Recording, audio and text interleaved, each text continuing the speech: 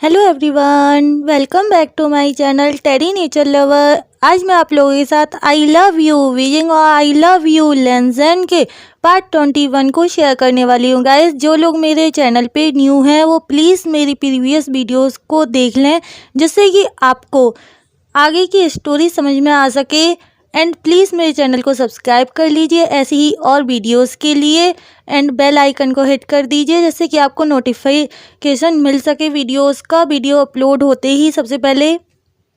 और जिन लोगों को मेरी ये वीडियोस या स्टोरी लाइंस अच्छी लगती हैं, प्लीज़ वो मेरे चैनल को सब्सक्राइब, मेरी वीडियोस को लाइक शेयर और कमेंट जरूर कर दिया करो। गाइस, लास्ट पार्ट में हमने देखा था लैन Curran, Jiang Fanmiang, madam you, ये सब लेन सिचेन, नी मिंजी, न्यू हैसांग, जियांग चैंग, जियान यानली, वीजिंग और वांग जी, और उनके साथ उनके दोनों बच्चे लेन सिजवी एंड लेन आयुएन, और जितने भी बैंस थे उनको लेकर के सही टाउन से पहले, थोड़ा सा पहले वो एक जगह रुकते हैं नाइट में। जब रात के 1 बजे समथिंग वीजिंग के चेस्ट में पेन होने लगता है। वेंचिंग उसे चेक करने आती है, उसको इतना पेन हो रहा था कि वो बहुत तेज चिल्लाया था, उस वजह से सबकी नींद खुल जाती है। वहाँ पर जितने भी लोग थे वो सब के सब जाग गए थे और सब के सब वीजिंग के पास आ गए थे। वेंचिंग जब वीजिंग को चेक करती है तो उसको ना ऐसा कुछ भी नहीं दिखता है कि जिस वजह से उसको पेन हो रहा हो, लेकिन थोड़ी देर बाद उसके चेक करने के साथ साथ एक मार्क वीजिंग की चेस्ट पर दिखने लगता है, दिखाई देने लगता है थोड़ा थोड़ा करके, और वो ना बड़ा होता जाता है और बहुत बड़ा हो जाता है वो, और वो ना एकदम जल रहा था। वेंजिंग उसको टच कर दिए तो वो जल रहा था बहुत ज़्यादा, उसकी वजह से वीजिंग को बहुत ज़्यादा पेन हो रहा था। कोई भी समझ नहीं पा रहा था कि ये क्या हो रहा है क्या नहीं। तभी लैन कुरैन अपने एक फिजिशियन को बुलाते हैं। उन्होंने जो फिजिशियन वो लेकर के गए थे वो उनको बुलाते हैं और कहते हैं कि आप वीजिंग को चेक कीजिए, ये क्या हो रहा है। तब वो फिजिशियन कहते हैं कि ये एक कर्स मार्क है, किसी ने इन्हें कर्स दिया है।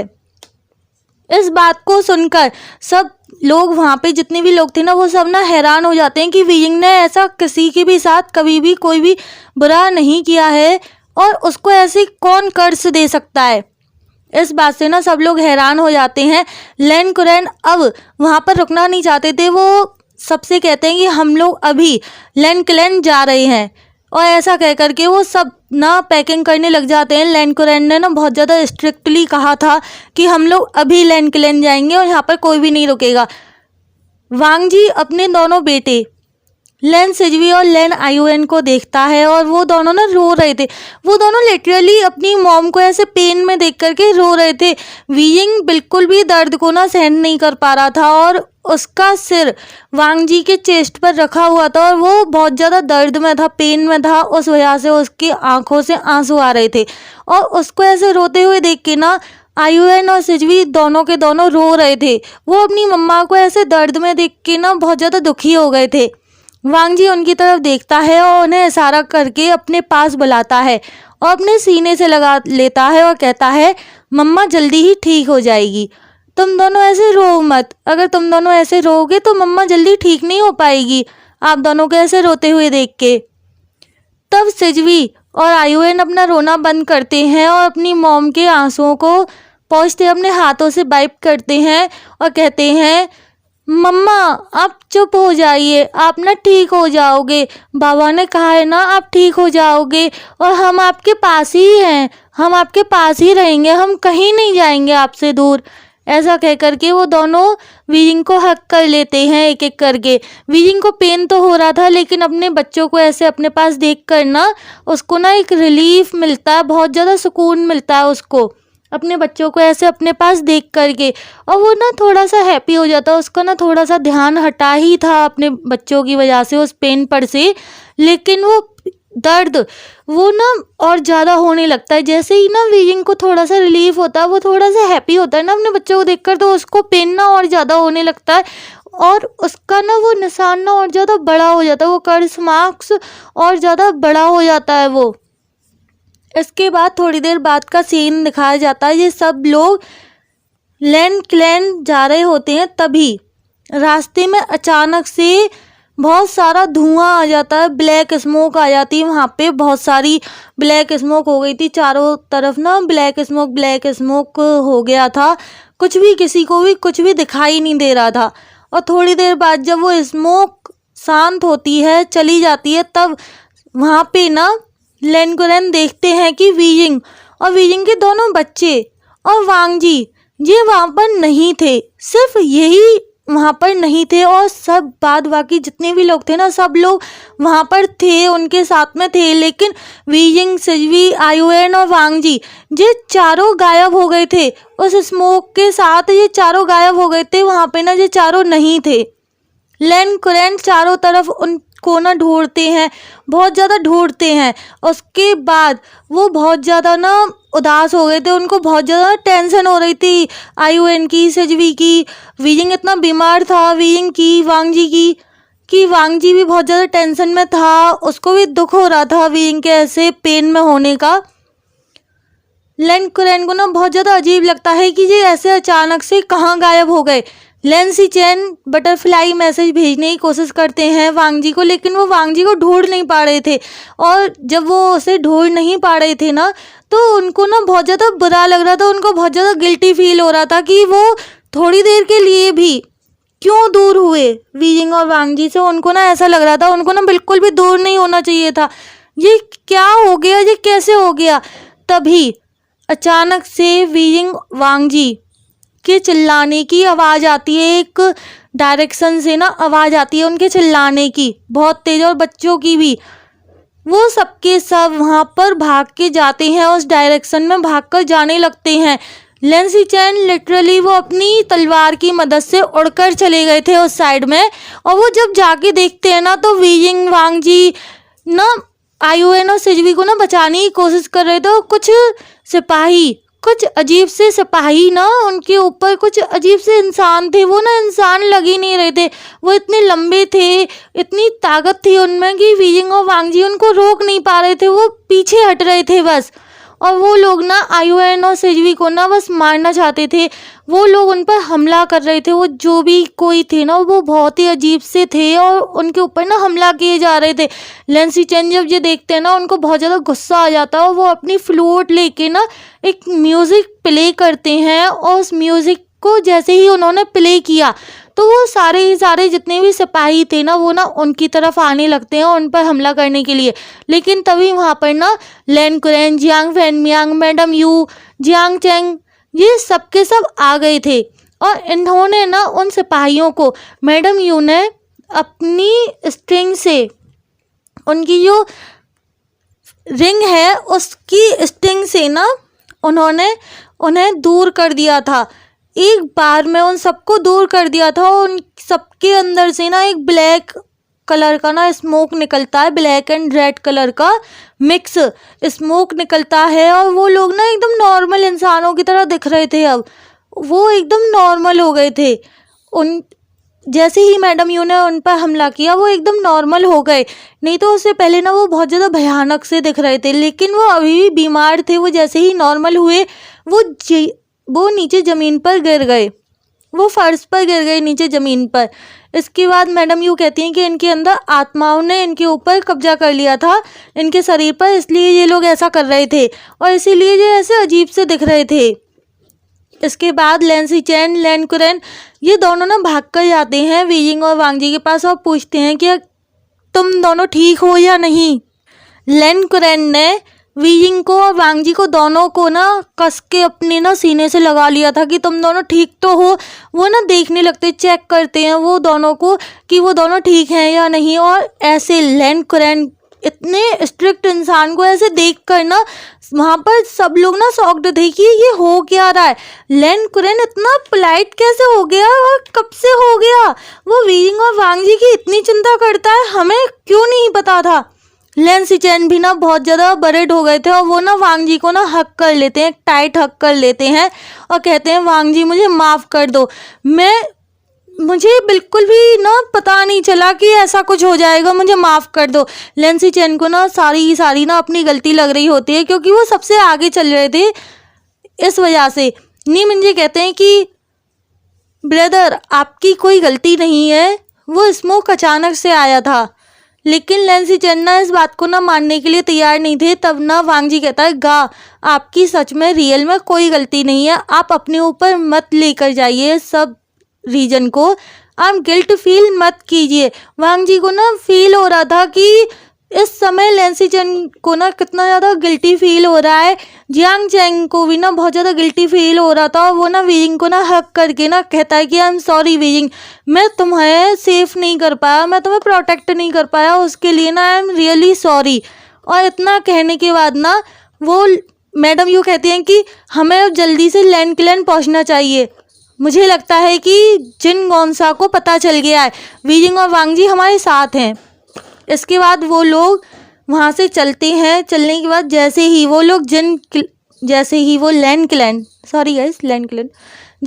लोग लैंड क्लैन के बाहर आते हैं तो वो देखते हैं कि लैंड क्लैन से पहले ही उसकी सीमा पर जिन गौनसा अपनी सेना के साथ खड़ा है और वो ना उनके आने का ही इंतजार कर रहा है।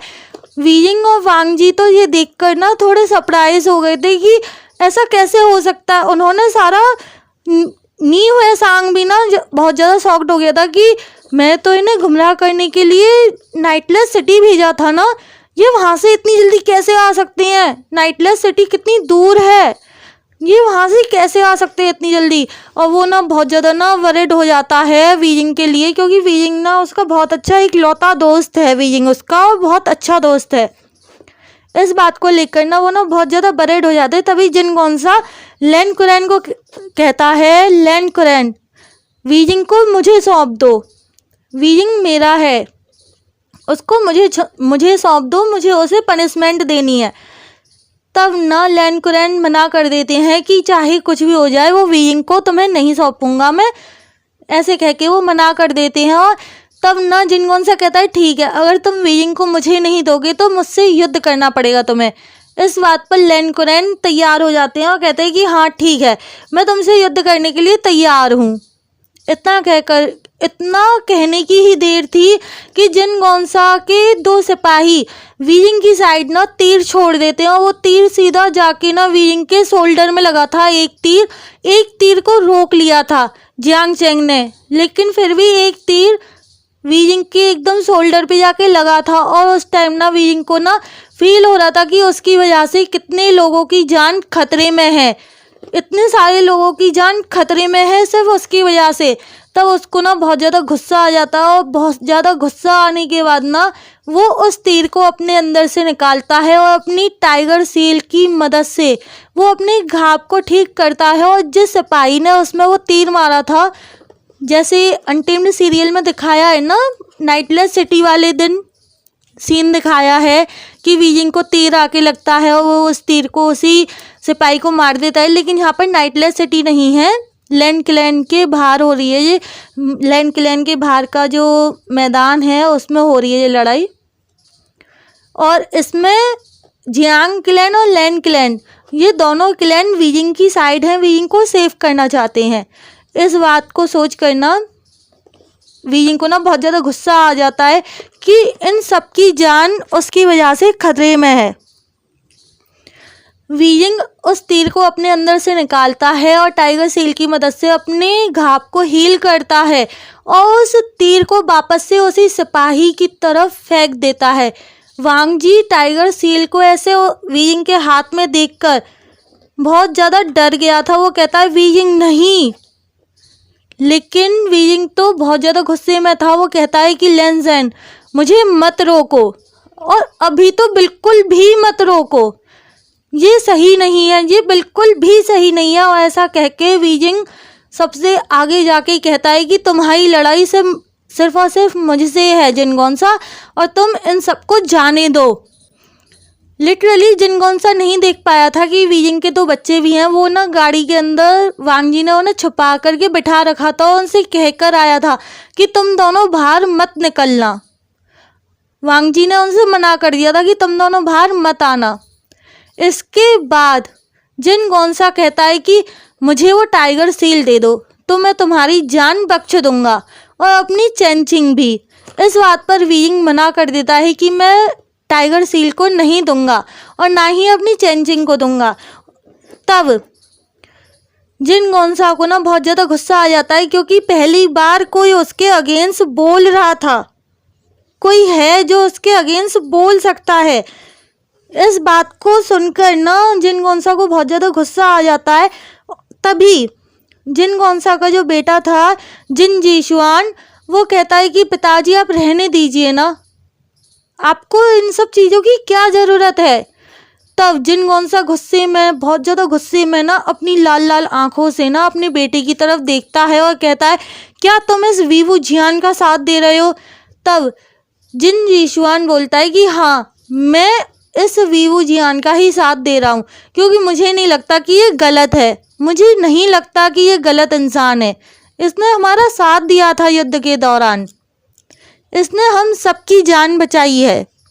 गलत आप हैं, आप हम सबको ना बस जान से मरवाना चाहते हैं और कुछ नहीं। तब जिन जीशुआन इतना कह करके अलग हो जाता है और कहता है कि मैं किसी की भी साइड नहीं हूँ, बस मैं ये चाहता हूँ कि कोई भी लड़े ना, कोई भी युद्ध ना हो, मैं ये चाहता हूँ। और ऐसा कह करके वो साइड हो गया था। तब वीइंग उसके ऐसे फैसले को देखकर मुस्कुराता है और कहता है कि जिन गोंसा, तुम अपने बेटे की भी बात नहीं मान रहे हो, तुम कितने तानाशाह इंसान हो, तुम कितने पत्थर दिल हो सकते हो। मैं सोच भी नहीं सकता हूँ कि तुम, कोई इंसान इतना पत्थर दिल कैसे हो सकता है। तब जिन गोंसा कहता है, मुझे वो टाइगर सील दो अभी, तो मैं तुम्हारी जान बख्श दूंगा, नहीं तो मैं तुम्हें जान से मार डालूंगा। और ऐसा कहने के तुरंत बाद जिन गोंसा अपने सिपाहियों को हमला करने के लिए भेज देता है वीइंग के ऊपर। वीइंग उन सब सिपाहियों से सिर्फ अपनी जान बचा रहा था, वो किसी को भी मार नहीं रहा था और वो अपनी चैंचिंग को प्ले करने लगता है। लेकिन तभी वहाँ पर वेन रूहान आ जाता है और वेन रूहान इस तरीके से आया था कि किसी को भी शक ना हो कि वेन रूहान और जिन गोंसा एक साथ मिले हुए हैं। वेन रूहान आके और अपने वेन रूहान का जो वो था ना जिन लोहा, उसकी मदद से वेन रूहान वीइंग से लड़ना स्टार्ट करता है। वीइंग सबको बचाना चाहता था, इस वजह से वीइंग सबको बचाना चाहता था, इसलिए वो वेन रूहान को उन सबसे थोड़ा सा दूर ले जाता है और दूर ले जा कर के लड़ने लगता है। क्योंकि वेन रूहान के जिन लोहे से जो शक्तियाँ निकल रही थी, जो ब्लैक स्मोक निकल रही थी, वो और सबके लिए ना हार्मफुल थी और साथ ही साथ वो उसके बच्चों के लिए भी हार्मफुल थी। इसलिए वो उनको दूर ले गया था, वेन रूहान को सबसे लड़ते लड़ते दूर ले जाता है। लेकिन तभी वहाँ पर जिन गुनगायो एक ऐसा म्यूज़िक प्ले करता है जिससे कि वीइंग के म्यूज़िक में और जिन गुनगायों के म्यूजिक की वजह से ना थोड़ी सी गलती हो जाती है, मिस्टेक हो जाती है और उस मिस्टेक की वजह से वीइंग को चोट लग जाती है। वेन रूहान उस टाइम ना उस मौके का फ़ायदा उठाता है और वीइंग को स्टेप कर देता है। उसको स्टेप करने के बाद उसको लगा कि वीइंग अब मर गया है, वो वहाँ से जाने लगता है। लेकिन तभी वहाँ पर वांग जी आ जाता है और वांग जी वेन रूहान को एक सेकंड भी सोचने का मौका नहीं देता और वो उसके सिर को उसके धड़ से अलग कर देता है एकदम। वांग जी ने उसका सिर उसके धड़ से ना अलग कर दिया था, ये देखने के बाद कि उसने वीइंग को स्टेप किया है। वीइंग की अभी भी सांसें चल रही थी, वो सांसें ले रहा था।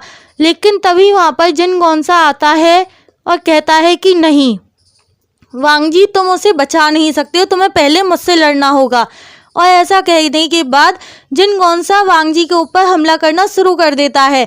इस मौके का फ़ायदा उठाकर वांग जी को जिन गोंसा से लड़ते हुए देखकर जिन गुनगायो आता है और वीइंग के स्टमक पे ना एक बार और अपनी तलवार से स्टेप करता है और उसे खाई से, वो एकदम हिल के ना ऊपर था, किनारे पे था, पहाड़ की चोटी के एकदम किनारे पे था, वहाँ से ना वीइंग को धक्का दे देता है।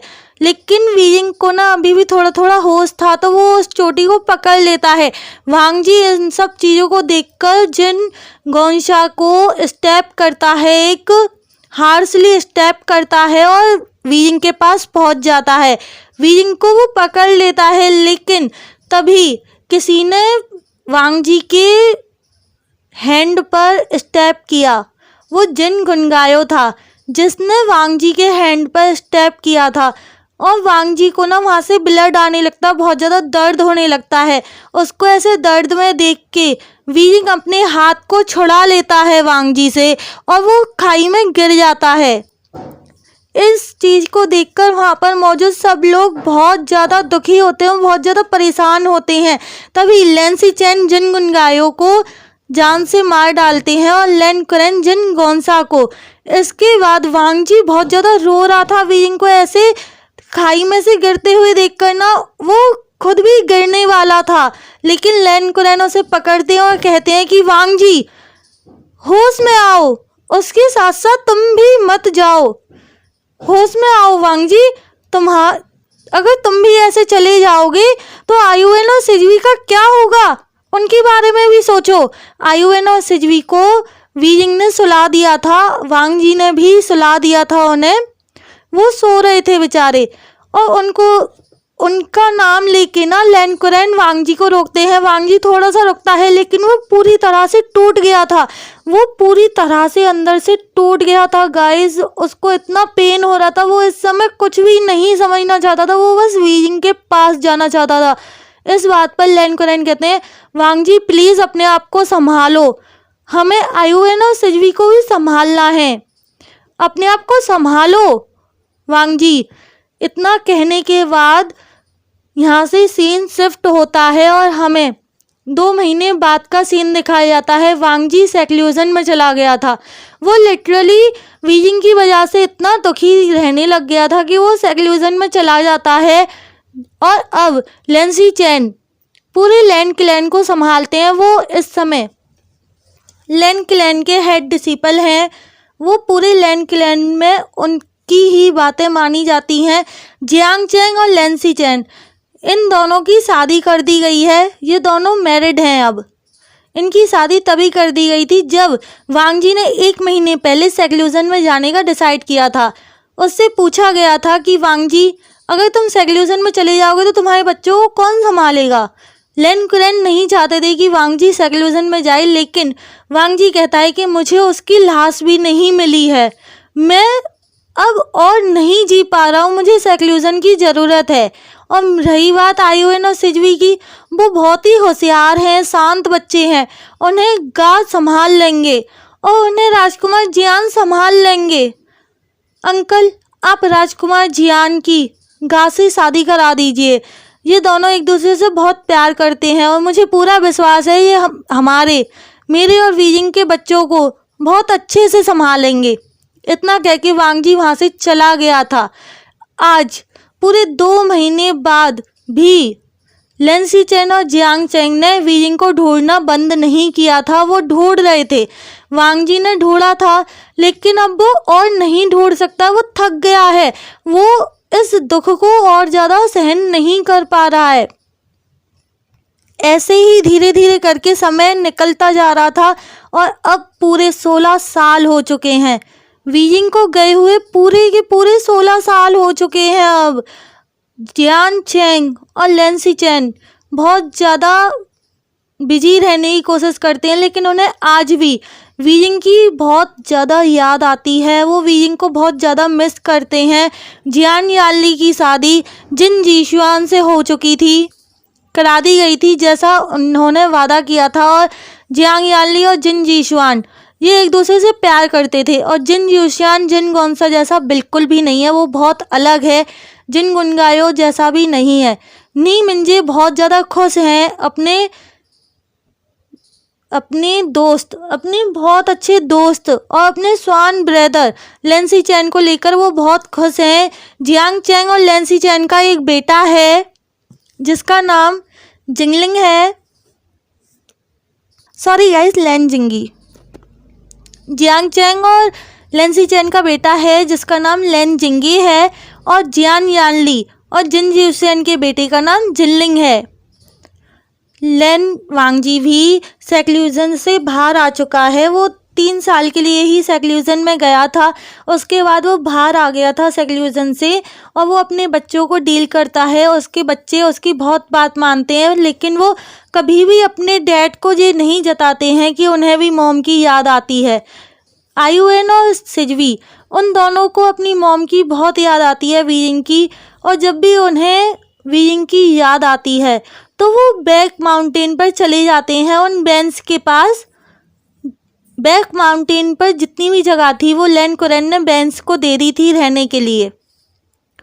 आयुएन और सिजवी वहाँ चले जाते हैं और अपना सारा समय उन बेंस के साथ बिताते हैं, क्योंकि वो बेंस हैं जो कि उनकी माँ की आखिरी निशानी है। एक तरीके से उनकी माँ ने ही इन बेंस को बचाया था, नहीं तो ये पूरा कल्टीवेशन वर्ल्ड इन्हें जान से मार डालता।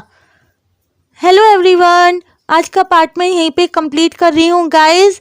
आप लोगों को जैसा भी लगा हो प्लीज़ मुझे कमेंट करके ज़रूर बताइएगा। और एक बात मैं बोल देती हूँ कि वीइंग नहीं मरा है, वीइंग जिंदा है, वो मरा नहीं है। Okay, ta-ta bye bye, take care.